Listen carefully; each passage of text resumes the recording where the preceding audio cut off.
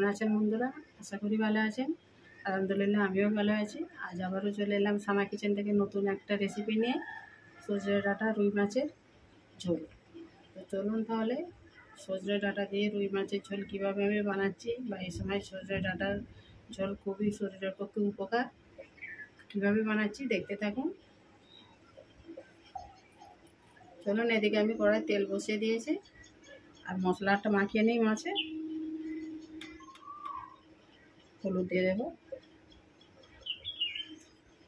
লবণ দিয়ে দেবো,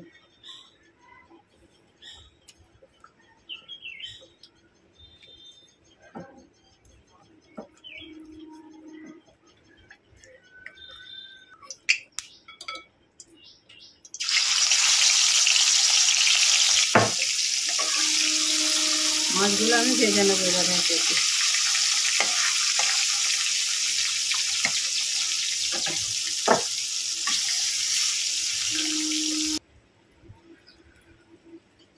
মাছগুলো ভাজা হয়ে গেছে বন্ধুরা, আমি এবারে এই তেলেতে আলুগুলো একটু ভেজে নেব।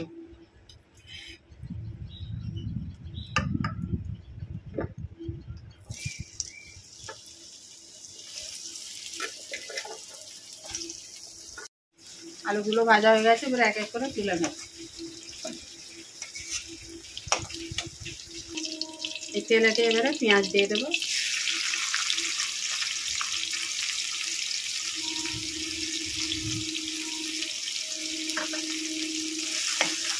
পেঁয়াজটাকে লাল করে ভেজে নেব। গ্রেট করে একটু রসুন দিয়ে দেবো।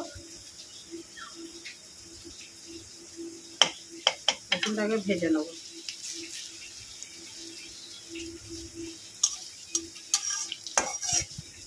একটা বড় সাইজ টমেটো নিয়েছি, দিয়ে দেবো।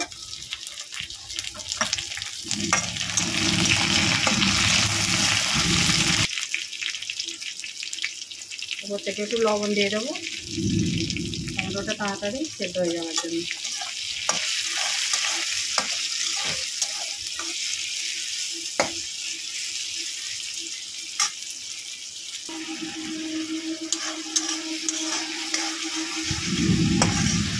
টমেটো সেদ্ধ হয়ে গেছে, এবারে এতে মশলাগুলো অ্যাড করে দেবো। হলুদ দেবো, লঙ্কা, জিরে গুঁড়ো, ধনে গুঁড়ো। মশলাটাকে ভালো করে কষিয়ে নেব। একটু কাঁচা লঙ্কা দিয়ে দেবো, ডাঁটা আলু এগুলোও দিয়ে দেবো।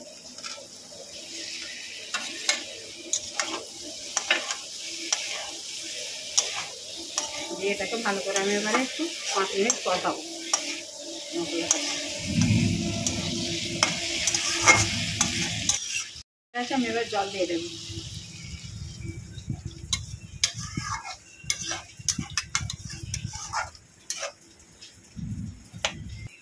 পাঁচ মিনিট একটু ঢেকে দেবো।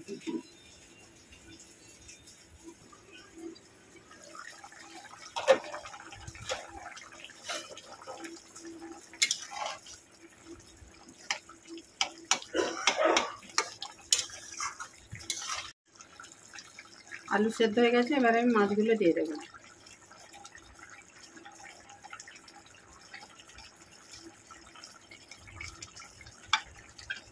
একটু অল্প করে জল দিয়ে দেবো।